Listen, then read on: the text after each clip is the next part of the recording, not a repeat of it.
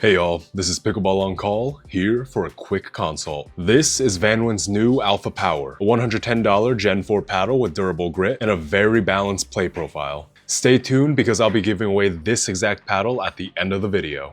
As a disclaimer, VanWin did send me this paddle for free. I did not receive any compensation, and VanWin did not have any input in this review. As always, the testing and opinions are my own. So with all of that being said, let's get straight into the data.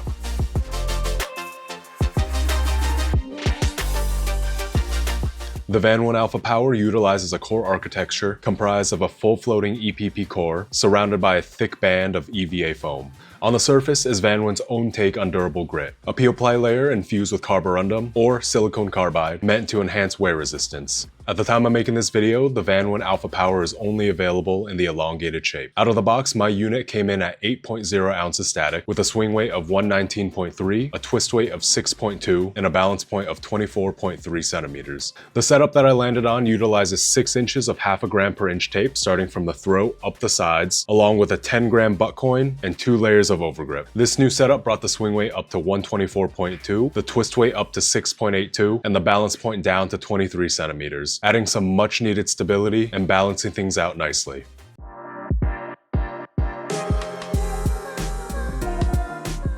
Firepower metrics are standardized using 3 reference paddles that were tested side by side with a stock and broken in VanWin Alpha Power. With an average serve speed of 56.7 miles per hour, this paddle scores a 7.0 out of 10 in power. Dynamic pop or volley speed averaged 39.3 miles per hour, which also translates to a rating of 7.0 out of 10. I would judge static pop to be medium high, thus giving the VanWin Alpha Power an overall firepower rating of 7.0 out of 10. What I found most interesting about this paddle was the carborundum infused surface texture, which averaged a top-end spin reading of 2,057 RPM. Although this translates to moderate or even slightly below average spin numbers, the Tier 3 grit durability does help offset an otherwise unremarkable spin rating. After 10 hours of play, spin numbers dropped to 1917 RPM, which equates to a 6.8% reduction in spin. And if we were to extrapolate the data, we can estimate that this paddle loses spin approximately 1.5 to 2 times slower than raw carbon fiber. So, taking its overall balanced playstyle, moderately high rebound, and slightly below average spin into consideration, the VanWin Alpha Power scores a 5 out of 10 in control.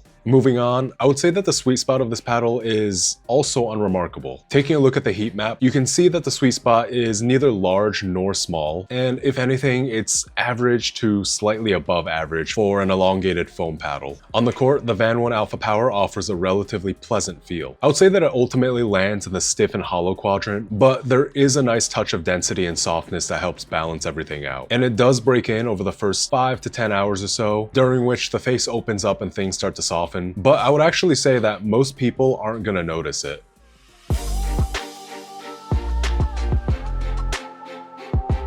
So at $110 after code, VanWin's Alpha Power is a new foam paddle with durable grit that adds additional downward pressure to today's market. If I had to describe the paddle in just one word, it would be balanced, which isn't necessarily a bad thing. It offers mid to upper all court levels of firepower, good control, decent spin and grit durability, and moderate stats. Nothing about this paddle is particularly standout, and you're free to interpret that however you'd like, but to me, I feel that the Alpha Power is just an overall well-rounded paddle. Ultimately, I'd personally give the VanWin Alpha Power a final rating of 7 out of 10.